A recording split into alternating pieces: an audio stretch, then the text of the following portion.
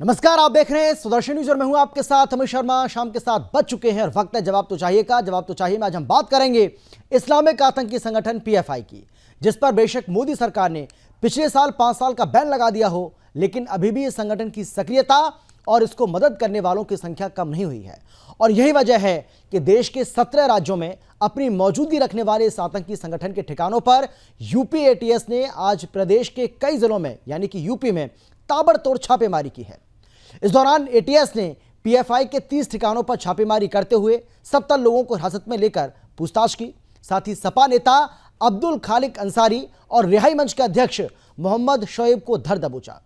रिहाई मंच की बात करें तो ये वो संगठन है जो देश के दुश्मन इस्लामिक आतंकियों का केस लड़ता है।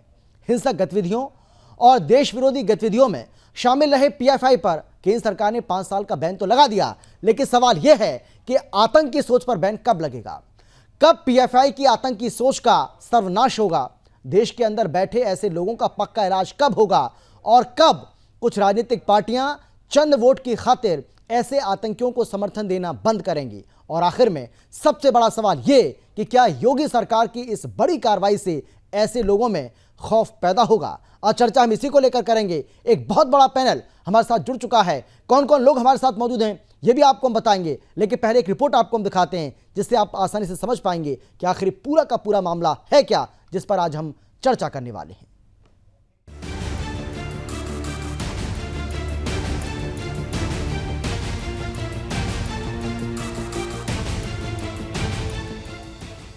लोग सुबह सोकर उठे तो उत्तर प्रदेश का कुछ अलग ही माहौल था। खबर थी कि यूपी एटीएस राजधानी लखनऊ, मुरादाबाद, वाराणसी, आजमगढ़, मेरठ, गाजियाबाद सहित कई जिलों में ताबड़तोड़ छापेमारी कर रही है। यूपी एटीएस की ये छापेमारी मोदी सरकार द्वारा बैन किए जा चुके इस्लामिक आतंकी संगठन पीएफआई के ठिकानों पर हुई। जानकारी मिली है कि यूपी एटीएस ने अब तक करीब 55 लोगों को हिरासत में लिया है।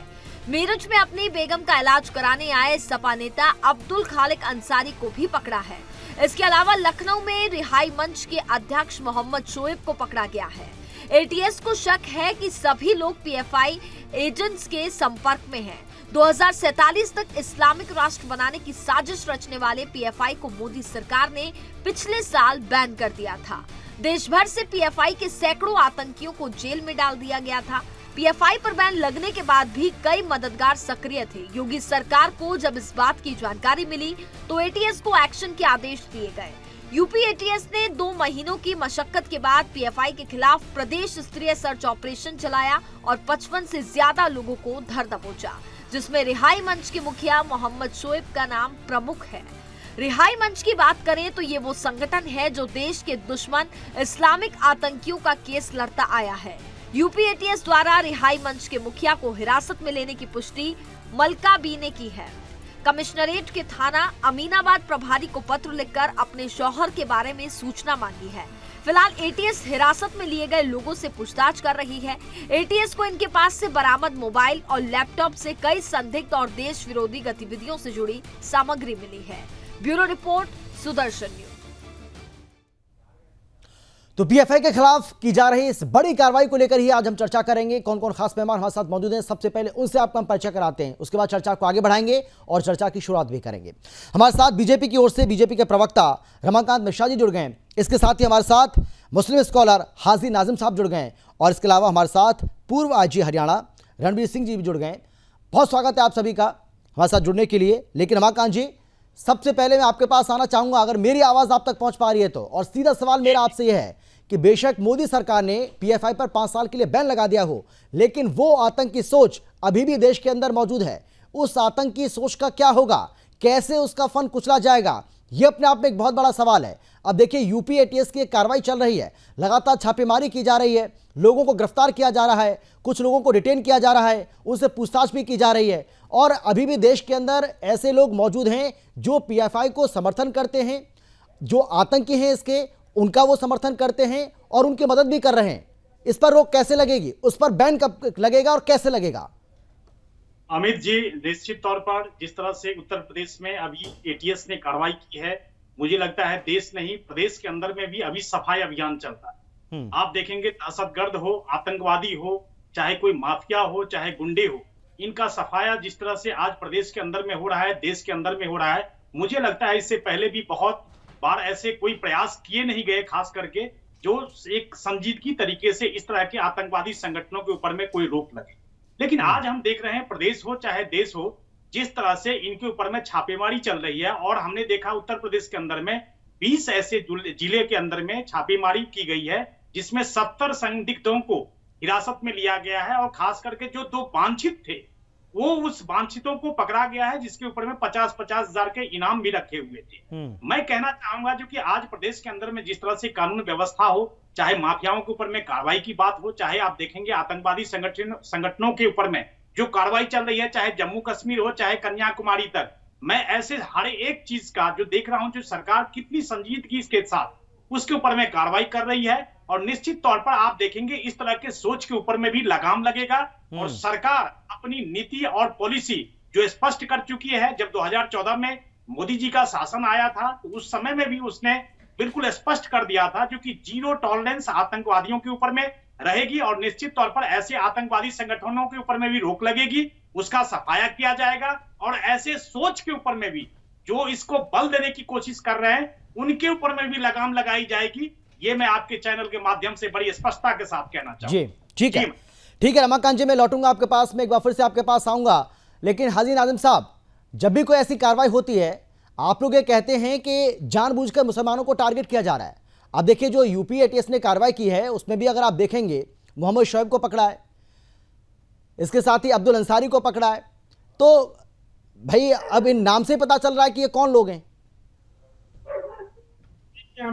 जी बस पहले ये कहना चाहूंगा कि पीएफआई को बैन किया गया है, लेकिन फिर ये लोगों पर छापा जो पड़ रहा है, कहीं ना कहीं ये देखने वाली बात है कि कहीं इसमें कोई निर्दोष व्यक्ति कहीं फंस ना जाए। तो मेरा भारत सरकार से ये है, जो अगर पीएफआई जो आप कह रहे हैं कि बैन है, तो अगर उसमें एक आतंकी सोच वाले लोग हैं, तो उन पर किस तरीके से एक जांच पड़ताल होगी, उससे कैसा पता चल पाएगा कि ये पीएफआई के साथ जुड़ा हुआ। कहीं ऐसा तो नहीं कि एक पीएफआई के नाम पर कहीं मुस्लिम समाज को टारगेट, ये आप थोड़ी पता करेंगे। सुनिए, हाँ नहीं सुनिए सर, नहीं, ये आप पता थोड़ी करेंगे। हाजी नाज़िम साहब, भारत नहीं, सुनिए अमित जी, मेरी बात तो सुनिए। देश की सिर्फ भारत सरकार, जांच एजेंसियां हैं, सुरक्षा एजेंसियां हैं, वो अपना काम करेंगे, वो ये पता करेंगे। ये अधिकार आपके पास थोड़ी है, और ये आप थोड़ी तय करेंगे कि कौन सही और कौन गलत, और कौन निर्दोष है और कौन दोषी है। आप बात पूरी होने देंगे तभी तो मैं ये कह रहा हूं कि ये जो जिस तरीके से ये पकड़ धकड़ जो चल रही है, जो पीएफआई के नाम पर बताया जा रहा है कि इनका कहीं ना कहीं कनेक्शन है, मेरा मानना यह है कि उन पर अगर जांच पड़ताल होकर देखा जाए तो अगर वो निर्दोष है तो उनको छोड़ देना चाहिए। ये नहीं कि पता चले कि पीएफआई के नाम पर कहीं मुस्लिम समाज जो एक निर्दोष है कहीं उसको टारगेट ना कर दिया जाए। इसके लिए भारत सरकार और जो हमारी अपनी सीबीआई जांच है, जो हमारी अपनी एजेंसियां, उनको इसमें आगे आना चाहिए, ताकि मुसलमान भारत के अंदर अपने आप को एक, जिस तरीके से वजीर आजम कहते हैं कि सबका साथ सबका विकास, यानी कहीं ऐसा ना हो, कहीं पता चले कि मुस्लिम समाज इस पीएफआई के नाम पर कहीं टारगेट ना हो जाए, क्योंकि भारत सभी का है। मेरा मानना यह है कि अगर देश के अंदर कोई भी किसी भी मजहब का हो, अगर इस तरीके से आतंक फैलाता है तो उस पर जरूर इस तरीके की जांच पड़ताल होनी चाहिए, क्योंकि ये आतंकी का कोई धर्म ना मजहब कोई नहीं होता, आतंकी होता है। लेकिन अगर अमित जी, अगर इसको सिर्फ एक मुस्लिम समाज से अगर जोड़ा जाएगा तो ये बिल्कुल गलत है। मेरा मानना यह है कि मुस्लिम समाज से इसको जोड़कर ना देखा जाए, क्योंकि भारत का मुस्लिम हमेशा भारत का वफादार है, देश हित की बात करता है और राष्ट्र हित के लिए हमेशा अपने प्राण निछावर करने के लिए हमेशा तैयार रहता है। क्योंकि भारत माता का जो लाल है वो भारत का मुस्लिम है, वो हमेशा चाहता है कि भारत हमेशा आगे रहे, भारत की एकता अखंडता हमेशा मजबूत रहे। अगर पीएफआई से अगर भारत के मुसलमानों का नाम जोड़ा जाता है कि उनको फंसाया जाता है, ये बिल्कुल गलत है। अगर आपको अगर लगता है कि पीएफआई के जिस तरीके से बताया गया 55 लोगों को हिरासत में लिया गया, तो मैं ये पूछना चाहता हूं कि अगर वो पीएफआई के एजेंट या उनके संपर्क में आ रहे, तो उसमें अब तक हमारी राज्य सरकार, एक केंद्र सरकार कहां थी, जबकि 5 साल का जो बैन लगाया गया। लेकिन कहीं ना कहीं इस तरीके का माहौल, जो एक चुनाव जो नजदीक आता है तब इस तरीके की बातें बनती है। तो अमित जी, ये भारत के मुसलमानों को पीएफआई से जोड़कर ना देखें, क्योंकि भारत का मुसलमान चाहता है कि देश के अंदर अमन और सुकून हमेशा बना रहे। पता चलिए, ठीक है, चलिए जवाब ले लेता हूं उसका, उसके बाद मैं रणवीर जी के पास जाऊंगा। हाँ ठीक है, रमाकांत जी आप जवाब दीजिए इस बात का जो वो कह रहे हैं। देखिए हाँ अमित जी देखिए, जी ऐसा है जो कि जी जिस तरह से ये प्रश्न चिन्ह लगाने की कोशिश कर रहे हैं, मुझे लगता है जो कि केंद्र सरकार हो या प्रदेश की सरकार हो, हमने देखा 2017 के बाद खास करके उत्तर प्रदेश के अंदर में माननीय योगी जी ने जिस तरह से, चाहे वो माफिया हो, दहशतगर्द हो, गुंडे हो, माफिया हो, चाहे आतंकवादी संगठनों के ऊपर में जिस तरह से संजीदगी के साथ कार्रवाई करने का प्रयास किया है और उसके नहीं रिजल्ट वो ये कह रहे हैं कि बैन के बावजूद भी अगर पीएफआई पर 5 साल का बैन केंद्र सरकार ने लगा दिया है और बैन के बावजूद भी अगर ऐसे लोगों की मौजूदगी, ऐसे संगठन की सक्रियता अगर देश के अंदर है, तो ये भी उस पर वो सवाल खड़ा कर रहे हैं। वो भी ये कह रहे हैं कि ये चिंता का विषय है। फिर सरकार क्या कर रही है, एजेंसियां क्या कर रही हैं? एजेंसी जब काम कर रही है तभी तो आज 20 जिलों में छापेमारी चल रही है और 70 संदिग्धों को पकड़ा गया है। एटीएस की कोई एक दिन की ये कार्रवाई नहीं है, ये समझिए, जो कि इसके ऊपर में पूरी तरह से रूटीन वर्क के साथ इसके ऊपर में कार्रवाई की गई है, इसके ऊपर में जांच किया गया है, उसके बाद इस तरह की छापेमारी का प्रयास किया जाता है। मुझे लगता है जो कि खास करके हाजी साहब को इनको समझना चाहिए, क्योंकि वो कोई एक दिन की कार्रवाई नहीं है, इसके ऊपर में पूरी तरह से, हालांकि हमारे यहाँ पर जो बैठे हुए हैं पैनलिस्ट में रणवीर जी, उन्होंने उस पर में बिल्कुल आप प्रकाश डालेंगे क्योंकि किस तरह का चलिए ठीक होता है, मैं रणवीर जी के पास ही चला जाता हूँ। रमाकांत जी, रणवीर जी के पास ही चला जाता हूँ, उनसे सवाल भी नहीं कर पाया हूँ मैं अभी एक भी। रणवीर जी, मैं आप से जानना चाहता हूँ, आप यूपी एटीएस की इस कार्रवाई को कैसे देख रहे हैं?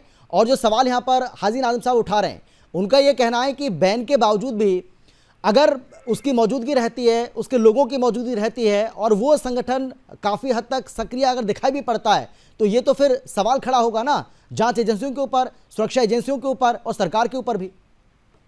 रणवीर जी। अमित जी बिल्कुल सही कह रहे हैं, आपका स्वागत। और जो हमारे काबिल दोस्त हमारे साथ इस पैनल पे बैठे हैं, मैं उनकी उसके लिए बता देता हूं कि जब भी पुलिस ऐसे संगठनों पे कार्रवाई करती है, अपनी पूरी जांच पड़ताल करके और अपनी फाइल के ऊपर काबिले गिरफ्तारी सबूत डाल के और अपने डॉक्यूमेंट्री प्रूफ अभी उनके खिलाफ क्या क्या है वो सारी चीज ले करके, यहाँ किसी जाति, धर्म या भाषा का सिस्टम नहीं है, हमारे यहाँ कानून का सिस्टम है। उस कानून के तहत जो भी पीएफआई के लोग हैं और वो आतंकवादी गतियों से जुड़े हुए हैं, उनके सारे सबूत पुलिस के पास, एटीएस के पास होते हैं कि नंबर 1 ये लोग कौन हैं, नंबर 2 किन किन के साथ इनके तार जुड़े हुए हैं, किस किस आतंकी संगठन के साथ जुड़े हुए हैं, इनके पास पैसा कहां से आता है और इनकी जो डेली की कार्रवाई है, एक्टिविटीज है, वो क्या क्या संदिग्ध हैं, वो सभी प्रूफ पुलिस के पास होने के बाद तभी वो हमारी पुलिस उनके ऊपर रेड करती है या उन लोगों को गिरफ्तार करती है या उनसे जो भी सामान है, जो हमारा बंधित सामान है, वो सामान या डॉक्यूमेंट उनसे ले करके वो सभी सबूत फाइल के ऊपर ले आए जाते हैं। तो इसलिए हमारे दोस्त को ये बात होनी चाहिए कि भी वो ये ना सोचें कि केवल मुस्लिमों के ऊपर ये कार्रवाई हो रही है, ऐसी बात नहीं होती है। हम किसी जाति धर्म के ऊपर नहीं, हमारे सामने वो भारत का नागरिक है और भारत के नागरिक को सभी, चाहे वो किसी धर्म या जातीय विशेष से हो, उसके लिए कानून सबके लिए बराबर है और पुलिस तब तक उसके ऊपर किसी जाति भाषा के ऊपर काम नहीं करेगी या धर्म के ऊपर काम नहीं करेगी, वो सबूत के ऊपर काम करेगी। भी सबूत उस व्यक्ति विशेष या उस संगठन विशेष के लिए क्या मिला है और किस किस आतंकियों से वो संबंधित है, कहां से उनके पास पैसा आता है, कहां पर से फंडिंग आती है, कहां से उनके पास इलीगल आर्म्स आते हैं, ये सारी कार्रवाई करके ही पुलिस, जब पूरे सबूत, उनके पुख्ता सबूत आ जाते हैं, तब हम उस संगठन के जो व्यक्ति होते हैं या संगठन के लोग होते हैं उनको गिरफ्तारी के लिए करते हैं या उनके ऊपर रेड करते हैं। और रेड के समय बाकायदा पूरी वीडियोग्राफी होती है। आजकल तो हमारी जो नई गाइडलाइंस आई हैं सुप्रीम कोर्ट की, उस गाइडलाइन के मुताबिक हम मजिस्ट्रेट को भी साथ रखते हैं और अपने मोबाइलों को भी साथ रखते हैं, जिससे कि सारी कार्रवाई रिकॉर्डेड हो और अगर कोई ऐसी बात आती है तो मजिस्ट्रेट के सामने वो चीज पेश की जाती है कि ये हमारी सारी रिकॉर्डिंग है, ये हमारे मजिस्ट्रेट है, इसके सामने हमने सारे सिस्टम बनाया और जो गाइडलाइन सुप्रीम कोर्ट की है उसी के मुताबिक गिरफ्तारी होती है। उनके घर वालों को भी इन्वॉल्व किया जाता है कि आपका जो व्यक्ति है इसको हम गिरफ्तार निम्न धाराओं के तहत और जी। निम्न प्रकार से सबूतों के तहत हम गिरफ्तार कर रहे हैं। ठीक है हाजी साहब, अभी भी कोई शंका है क्या आपके मन में? भाई किस नहीं, तरीके से रणवीर जी ने देखिए, पूरी अमित बात जी। बताई है आपको कि जब भी रेड डाली जाती है तो क्या क्या सावधानी उसमें बरती जाती है, किन किन बातों का उसमें ध्यान रखा जाता है। और क्योंकि आजकल आज का जो ज़माना है अब वो पहले जैसी वाली बात नहीं रही है, अब तो हर चीज़ का सबूत है आपके पास मोबाइल है, वीडियोग्राफी होती है, बता रहे हैं वो आपके सामने बता रहे हैं।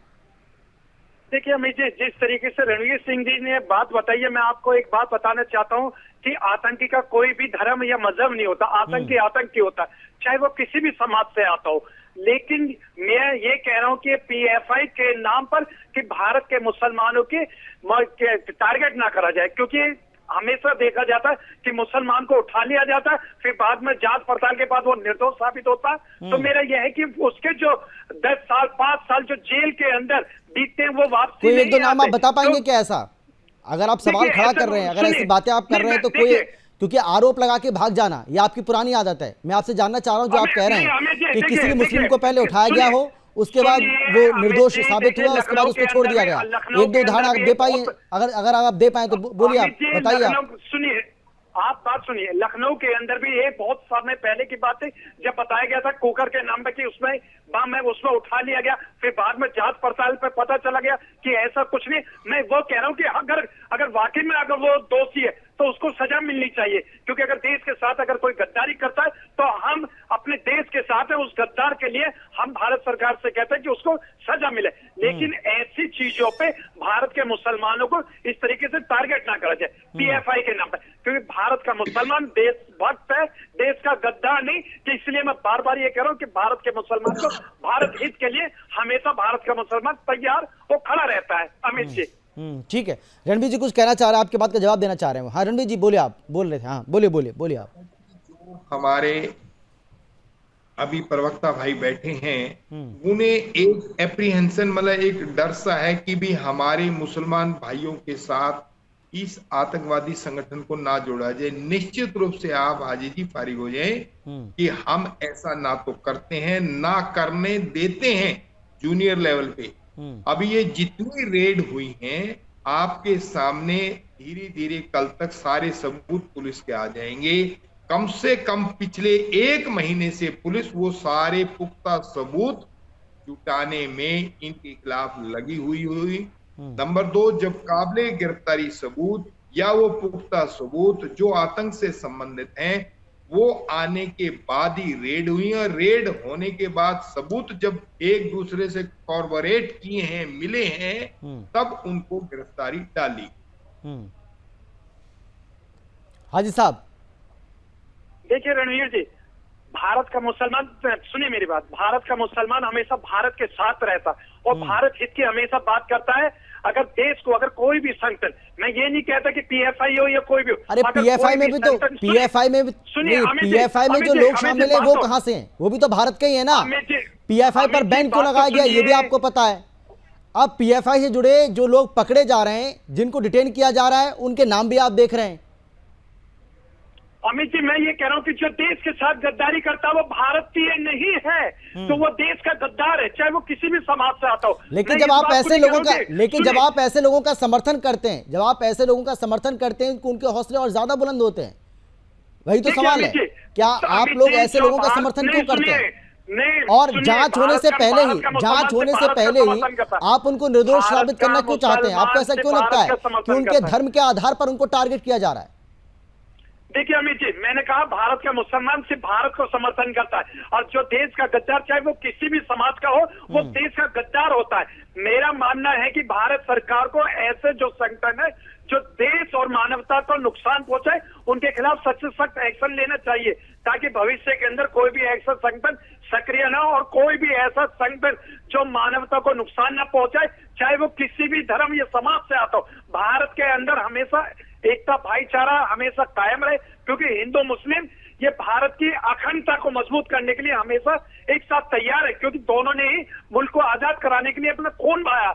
लेकिन जब इस की बात अगर आती है कि देश के अंदर कि पीएफआई के नाम पर अगर एक निर्दोष मुसलमान अगर टारगेट हो तो देखिए, मैं बार बार इसी बात कहूंगा, जिस तरीके से रणवीर जी ने कहा कि पूरी जांच पड़ताल के बाद उनको पकड़ा जाता है, लेकिन बाद में क्या होता है, कभी कभार ऐसा हो जाता है कि जेल से वो जब जेल में 10-15 साल गुजर जाने के बाद जब वो निर्दोष साबित होता है, तो मेरा मानना है उसके जो 10 से 15 साल या 20 साल जो जेल के अंदर गुजरते हैं, तो वो कहाँ लौट के आ पाएंगे? ना तो उसके परिवार को उसकी जवानी मिल पाती है, ना उसके बच्चों को उसका माँ बाप का साया मिल पाता है। मेरा मानना यह है, अगर कोई दोषी है तो उसको सजा। चलिए, मैं आ रहा हूँ आपके पास। रणवीर जी भी हाथ उठा रहे हैं, रणवीर जी मैं आपके पास भी आऊंगा, लेकिन रमाकांत जी उसके पहले मैं आपके पास आना चाहता हूँ और मैं आपसे जानना चाहता हूँ कि देखिए, चुनौती बहुत बड़ी है आप लोगों के लिए।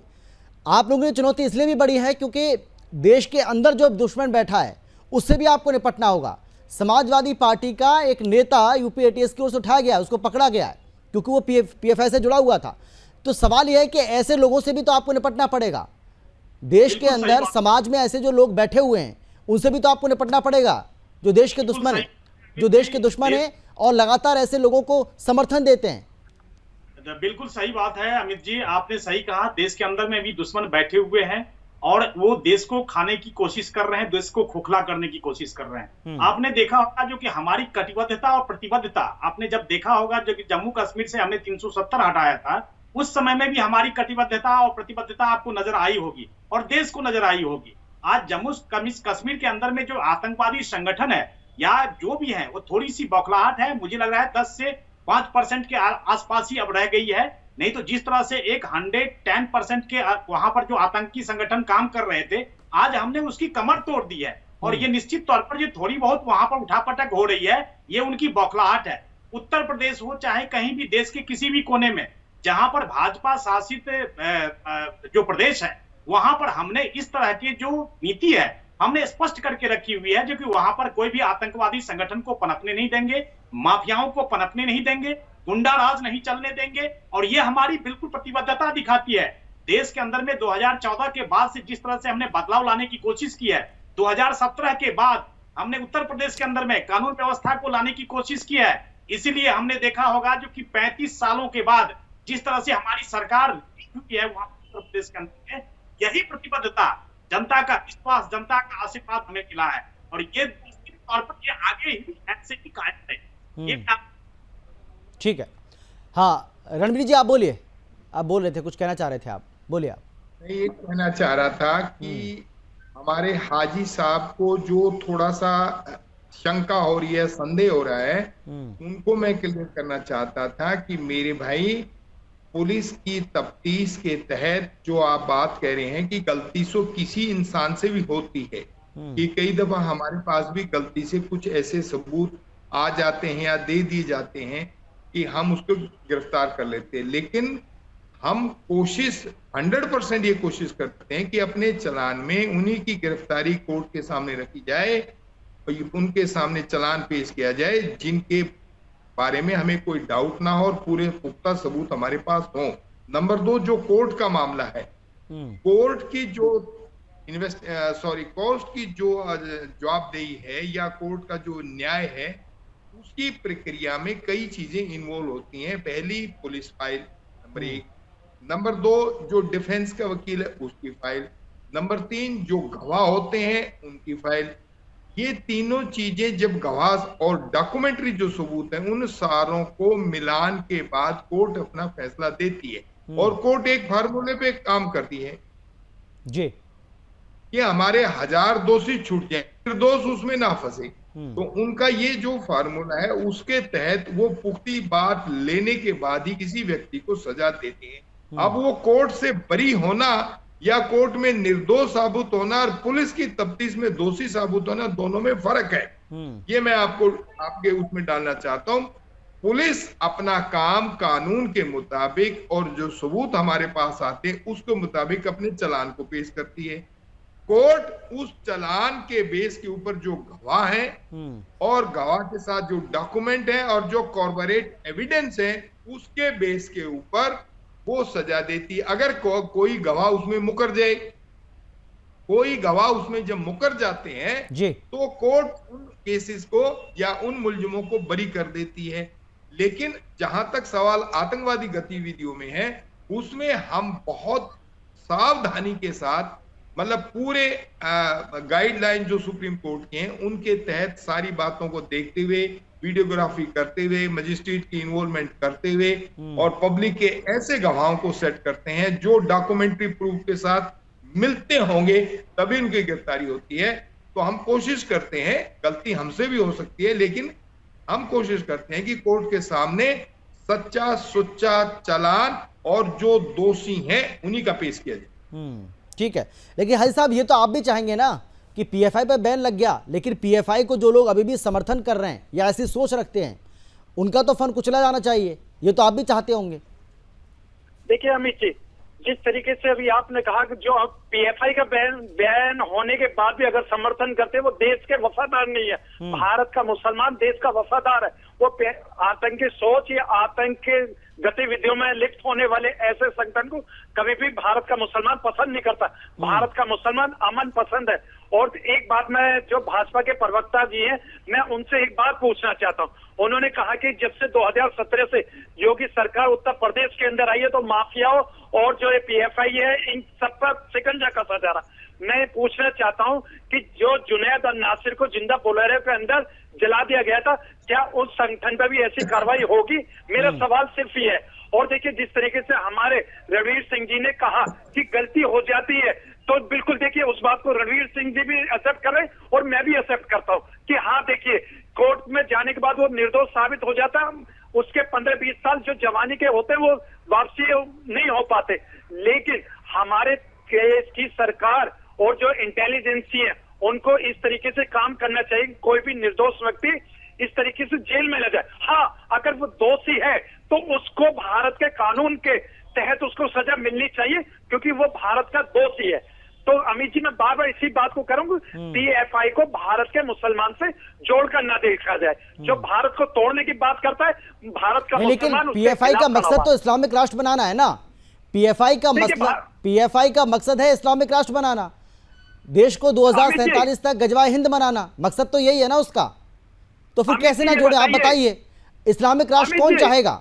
नहीं, इस्लामिक राष्ट्र अगर कोई बनाना चाह रहा है, ऐसी हसरतें अगर कोई पाले बैठा है, तो वो कौन लोग हो सकते हैं? आप बताइए ना मुझे। अगर वो इस्लामिक राष्ट्र बनाना चाहते हैं, वो गजवाए हिंद बनाना चाहते हैं, साल 2047 तक उनका टारगेट है, तो आप ये बताइए वो कौन लोग हैं? कौन लोग हैं, बताइए ना आप। अमित जी, जो देश के टुकड़े करना चाहता है, चाहे वो गजवा हिंद के नाम पे हो या हिंदू राष्ट्र के नाम पे, भारत सरकार को ऐसे लोगों पर सख्त से सख्त कार्रवाई करनी चाहिए। क्योंकि ये जो मुल्क है ये संविधान से चलता है, ये इस तरीके की बातों से नहीं चलता कि गजवा हिंद या हिंदू राष्ट्र। ये सेकुलर देश है, सबका देश है। तो इसमें इस तरीके की बातें करने वालों के खिलाफ भारत सरकार को एक्शन लेना चाहिए। अगर ये बार बार अगर इसी तरीके की बातें होती रहेंगी तो देश कभी भी तरक्की नहीं कर सकता। देश के अंदर नहीं, अगर इस्लामिक राष्ट्र बन सकता है तो हिंदू राष्ट्र बनने में दिक्कत क्या है आपको? अगर इस्लामिक राष्ट्र बन सकता है, इस्लामिक राष्ट्र अगर बन सकता है, भाई पाकिस्तान क्या है? पाकिस्तान इस्लामिक राष्ट्र ही है ना, है कि नहीं? अमित जी, ये है कि नहीं, ये बताइए, हाँ या ना? भारत की हाँ या ना? तुलना पाकिस्तान से करेंगे? नहीं, मैं ये कहता हूं मैं आपसे जानना चाह रहा हूं, पाकिस्तान से नहीं कर सकते। मैं आपसे जानना चाह रहा हूं कि अगर नहीं, अगर दुनिया के अंदर 57 देश इस्लामिक राष्ट्र हो सकते हैं, मतलब ये सही बात है ना, तो हिंदू राष्ट्र क्यों नहीं हो सकता? अमित जी, ये बताइए कि अगर इस्लामिक राष्ट्र या हिंदू राष्ट्र बनने से कोई मुल्क आज तक तरक्की कर पाया? नहीं तरक्की कर पाया, क्योंकि हर मुल्क सेकुलर यानी कि सब समाज का है, तभी वो तरक्की कर पाता। अगर एक का नाम लेंगे तो वो मुल्क कभी तरक्की नहीं कर पाता। आज आप देख रहे होंगे कि पाकिस्तान के हालात किस तरीके से हैं। अगर वो इस्लामिक राष्ट्र है तो उसके हालात किस तरीके से। हम नहीं चाहते कि हमारे भारत के हालात इस तरीके के हालात हो, क्योंकि भारत हमारा सबसे मजबूत। हम ये चाहते हैं कि पूरी दुनिया का सबसे नंबर 1 मुल्क भारत बनी, जो विकासशील में हो, प्रगतिशील में हो। अगर विदेशी जो हमारे मुल्क के अंदर आए और कहें कि भारत जैसा कोई देश नहीं है, ऐसा देश हम चाहते हैं। हम ये नहीं चाहते कि पता चले कि भारत के टुकड़े हो, कि भारत को गजवा हिंद बनाए या भारत को हिंदू राष्ट्र बनाए, ऐसा कोई भी नहीं चाहता। भारत को हमेशा तरक्की वाला ही मुल्क, भारत का लेकिन इस्लामिक राष्ट्र की बात करने वाले, इस्लामिक राष्ट्र की बात करने वाले, गजवा हिंद की बात करने वाले, वो कौन लोग हैं फिर? अमित जी, ये वही लोग हैं जो हिंदू राष्ट्र की मांग करते हैं, जो हिंदू राष्ट्र की मांग करते हैं। जवाब दीजिए रमाकांत जी, आप जवाब दीजिए। हंस रहे हैं आप, जवाब दीजिए, क्यों हंसी आ रही है आपको? रणवीर जी ने बिल्कुल अपनी जो प्रक्रिया है, जो पुलिस की प्रक्रिया है, जो एटीएस की प्रक्रिया है, उन्होंने बिल्कुल साफ तौर पर कहा है जो कि उनकी एक प्रक्रिया है और कोर्ट के अंदर में भी वही एविडेंस रखे जाते हैं, उन्हीं को पेश किया जाता है जिसके पास पूरे एविडेंस होते हैं। लेकिन पता नहीं संदेहास्पद स्थिति जो बनाने की कोशिश कर रहे हैं हाजी साहब, मुझे लगता है अभी तो बार बार ये अपने आप को साबित करने की कोशिश कर रहे हैं जो भारत का मुसलमान देश के साथ है, देश के वफादार है, सब कुछ साबित करने की कोशिश जरूर कर रहे हैं, लेकिन अभी भी उनमें संदेहास्पद स्थिति बनाने की कोशिश जरूर कर रहे हैं। भारत का मुसलमान कब तक अपनी वफादारी पेश करता रहे, कब तक वो ये कहता रहे कि हाँ मैं देश का वफादार हूँ, मैं देश प्रेमी हूँ, ये बताए कब तक वो अपने प्रमाण पत्र दिखाता रहे। क्योंकि भारत के मुसलमान के बुजुर्गों ने, सर मेरी बात सुनिए, भारत के मुसलमानों के बुजुर्गों ने हस्तर से फांसी के फंदे चूमे थे इस मुल्क को आजाद कराने के लिए। कब तक भारत का मुसलमान अपनी वफादारी साबित करता रहे के लिए, लेकिन आप पेश करने की कोशिश कर रहे हैं, अपने आप को साबित करने की कोशिश कर रहे हैं। आपको किसी ने कहा तो नहीं क्योंकि आप साबित करिए अपने आप को, आपको सबूत पेश करने की किसी ने बात नहीं की, लेकिन आप अपने आप को बताइए रमाकांत जी ये सब क्या है। मैं अब जो बात मैंने आपसे पूछी, मैंने ये कहा कि जुनैद नासिर को जिंदा बुलेरो के अंदर जला दिया गया, क्या ऐसे संगठन पर भी भारत सरकार बैन लगाएगी क्या? सिर्फ ये बता दीजिए जिन्होंने मानवता को खत्म किया है। 17 से पहले जिस तरह से आतंकवादियों को छुड़ाने का कोशिश किया जाता था, आतंकवादियों को बचाने का कोशिश किया जाता था, माफियाओं को बचाने का कोशिश किया जाता था, गुंडों को पालने की कोशिश की जाती थी। आज 2017 के बाद वो सरकार नहीं है, पारदर्शी सरकार है और यहाँ पर कानून का राज है। कानून व्यवस्था किस तरह से बेहतर ढंग से वहां पर सुव्यवस्थित तरीके से वहां पर स्थापित हो, ये हमारे प्रदेश सरकार की सबसे पहली प्राथमिकता है और इसके ऊपर में कोई संदेह नहीं कर सकता।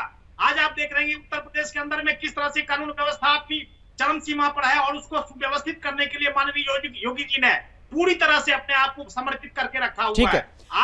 ठीक है रमाकांत जी, समय मेरे पास बचा नहीं है। रणवीर जी आखिरी कमेंट आपका 10 से 15 सेकंड में अगर अपनी बात आप रख पाए जल्दी से। मैं सिर्फ बात कहना चाहूंगा, जो भी मेरे काबिल दोस्त मेरे साथ बैठे हुए हैं वो पुलिस के ऊपर शक ना करें और पुलिस अपनी पुख्ता कार्रवाई पुख्ता सबूतों के साथ कोर्ट में पेश करती है, गवाहों के साथ पेश करती है, डॉक्यूमेंट के साथ पेश करती है और पूरी एविडेंस होने के बाद ही किसी व्यक्ति को हम उसकी तलाशी लेते हैं। चलिए मेरे पास समय की कमी है। रणवीर जी आपका, रमाकांत जी आपका और हाजी साहब आपका बहुत धन्यवाद चर्चा में शामिल होने के लिए, अपनी बात रखने के लिए। लेकिन बहुत सारे ऐसे दुश्मन हैं जो सीमा के उस पार बैठे हैं, उनसे तो भारतीय सेना हमारे जवान बखूबी लड़ रहे हैं, लेकिन देश के अंदर बैठे इन दुश्मनों से कैसे निपटा जाए, इनका फन कुचलने का पूरी तरह से अब समय आ चुका है। और इसीलिए यूपी एटीएस की जो कार्रवाई है वो सराहनीय है। ये कार्रवाई लगातार आगे भी जारी रहनी चाहिए